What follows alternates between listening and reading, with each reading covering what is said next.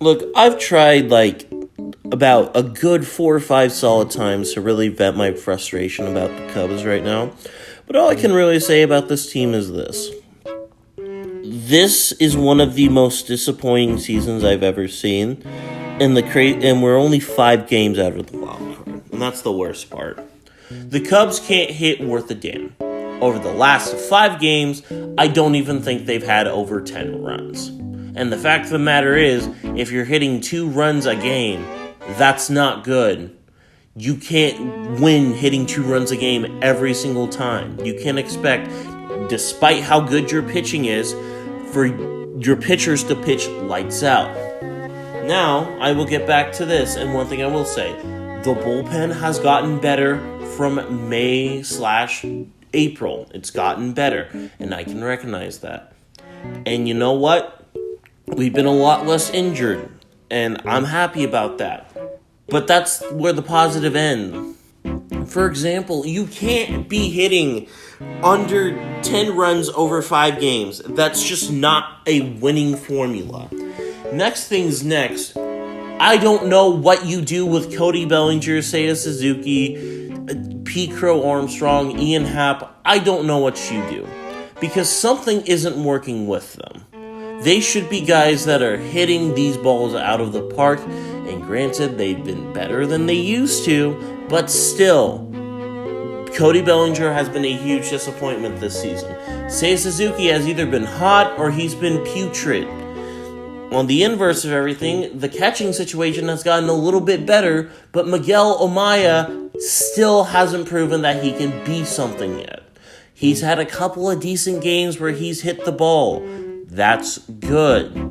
But the thing is, I can't base a couple of good games off him for the rest of the freaking season. First base with Michael Busch. That's great. He's probably going to be a good cornerstone. I love it. But at the same time, Michael Busch is a guy that you should be taking into the playoffs because he will produce for you. I don't think just having a good rookie season with Michael Busch is enough to sign it off as, I view this season as a success. And then I'm going back to coaching again. Craig Counsell, you are the highest paid coach in the MLB. You are not winning games like you should. You are so insistent of doing some wacky stuff with your coaching that I'm convinced that you're a part of the problem as to why we can't hit. It's probably because, too, you can't stop bunting. Come on, dude. If I have to see one more bunt from you, I'm going to break something. All this being said, I don't really know what to say anymore about this team. I could repeat everything that I said last, and minus 2 or 3 statements, I think it's mostly true. Yeah, Shota Iganama is a wonder to watch. You have an amazing pitching crew, which will probably get dismantled because the Cubs are going to focus for the future, even though the last 4 or 5 seasons, it's been, oh yeah, we're going to trade at the deadline to focus for the future. Come on, man. This isn't even, funny bad. This is, the White Sox are at least funny bad. You can look at them, and you can sort of point and laugh and be like, haha, this team sucks. You look at the Cubs, and you're just like, what is wrong with you? What is wrong with you? And I think that's a perfect way to really say this team. What is wrong with it? Because at the end of the day, I don't know. And the only way you can fix it is if you can somehow, some way, get the hitting back. But I don't think the hitting is going to be any better because clearly we're too focused on bunting the ball. And clearly we're too focused on, not winning games. I'm just going to leave it off with this, man. The Cubs are looking like to be the newest mediocre team in the MLB. We got one World Series, which I didn't even watch because I wasn't even really into baseball at the time.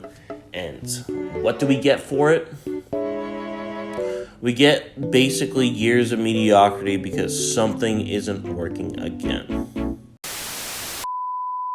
I'm not finished. Is it bad that I'm more numb about this than I am angry? Like, I know people probably want me to go full Frank the Tank out here, but I just don't really feel like doing that. The 2024 Chicago Cubs are a systematically flawed baseball team that I've just accepted for a while now just ain't good enough. Talent-wise, it's not enough. Coaching-wise, a connection is clearly missing, and roster construction-wise, you might as well call this team the Glass Bank. Our starting pitching has been great minus Kyle Hendricks, but when you consider how often our offense shits its pants, it only goes so far. And for the record, the Cubs offense likes to shit its pants more often than Eric Sim gets folded. And that's not even getting into the bullpen. Yes, they figured their shit out in July, and I appreciate them for that. You know what I don't appreciate? The mass destruction they left before July. Seriously, just look at this stat. Look at it! Look at it! Look at it! Look at it! I want all of you to look at it! If you really want to get a true scope of how this Cubs season has gone terribly wrong, then I think it's the perfect time for a roll call. Nick Madrigal. Oh, brother, this guy stinks! Jose Qua. Get the fuck out of here! Christopher Morales. That's not what he wanted to cook! Dansby Swanson. Patrick Wisdom. You suck! Yan Gomes. Get the fuck out of here! Miguel Amaya.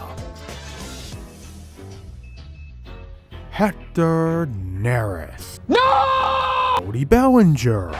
Mid! Nico Horner. Mid! So what's the diagnosis with the 2024 Cubs? Well, the hitting fucking sucks.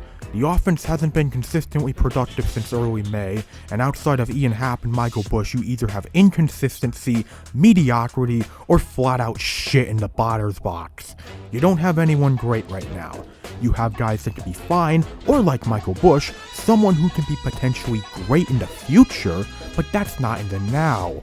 The Cubs currently have a bunch of Robins with no Batman in sight. It also doesn't help when someone like Dansby Swanson is having the worst season of his career, all while Christopher Morel has been so bad at fielding third base that the Cubs are currently having to rely on Miles Mastrobuoni to play the position.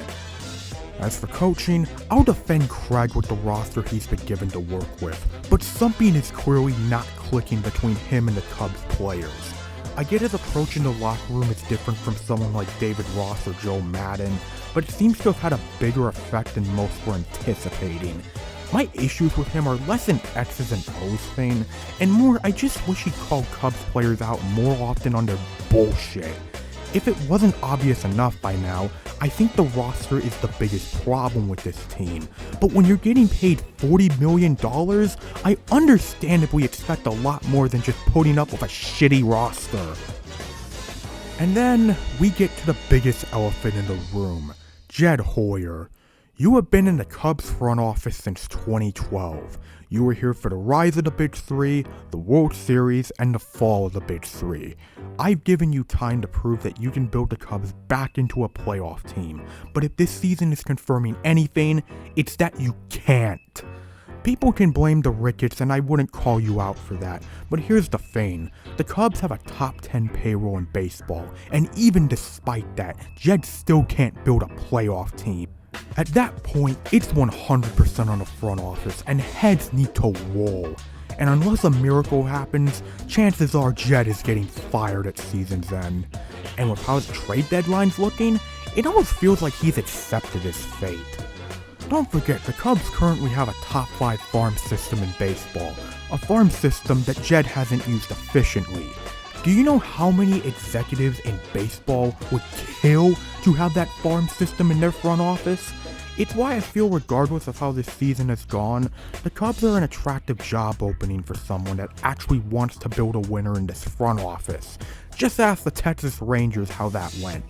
But until then, it's a wait and see with this team.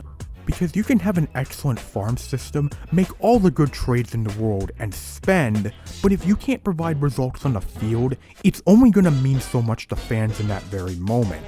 And at this very moment, the Cubs are a disappointing mess of mediocrity.